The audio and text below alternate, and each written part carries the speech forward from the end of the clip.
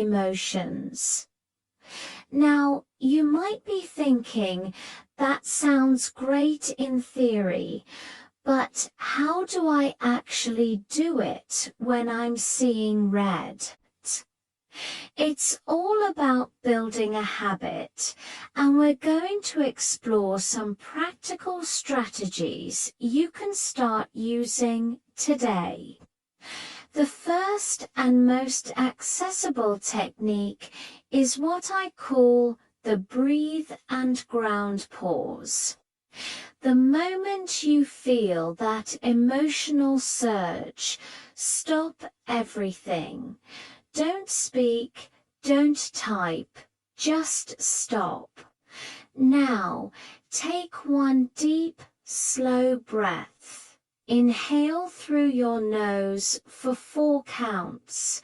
Hold it for 4 counts, and exhale slowly through your mouth for 6 counts. This is called box breathing, and it is a powerful tool used by everyone from Navy SEALs to surgeons to stay calm under pressure. As you breathe, bring your attention to your physical body. Feel your feet flat on the floor. Notice the chair supporting your back. Wiggle your toes inside your shoes. This is called grounding. It pulls your focus out of the chaotic storm in your head and into the physical reality of the present moment. The combination of deep breathing and grounding acts as a circuit breaker for your emotional overload. Just 1 or 2 of these conscious breaths can be enough to give your rational brain the time it needs to come back online. Let's make this real. You get a text message that makes your blood boil. Your immediate impulse is to fire back a scathing reply. Instead, pause, put your phone down, take that deep breath, feel your feet on the ground. Ask yourself, what is the most constructive way to handle this? Maybe you realize a text message is the wrong medium for this conversation. Maybe you decide to wait an hour before replying. That pause just saved you from escalating a conflict and saying something you'd regret. Another powerful strategy is the mental reframe pause. During this pause, you actively challenge your initial interpretation of the situation.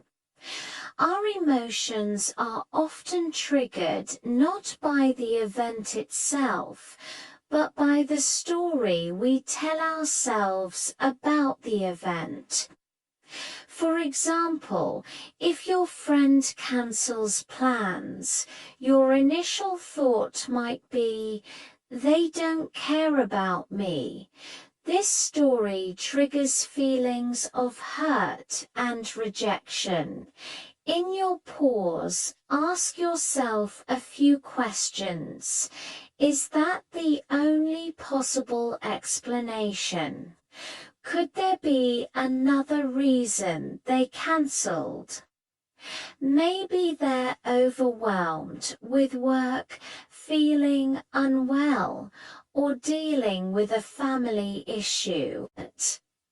What's a more generous or neutral interpretation? Perhaps it has nothing to do with you at all. By questioning your initial story, you can often find a less emotionally charged perspective. This isn't about making excuses for others. It's about freeing yourself from the prison of negative assumptions.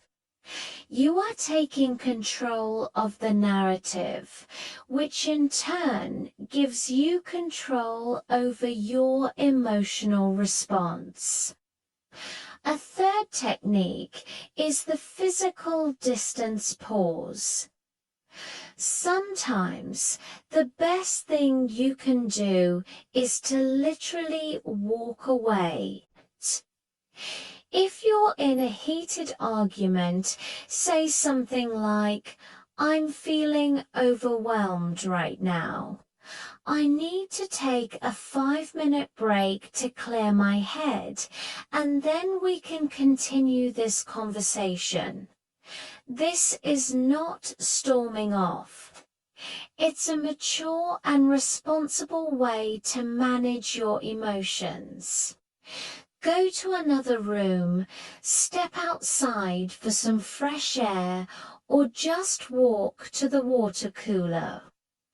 Changing your physical environment can have a dramatic effect on your mental state.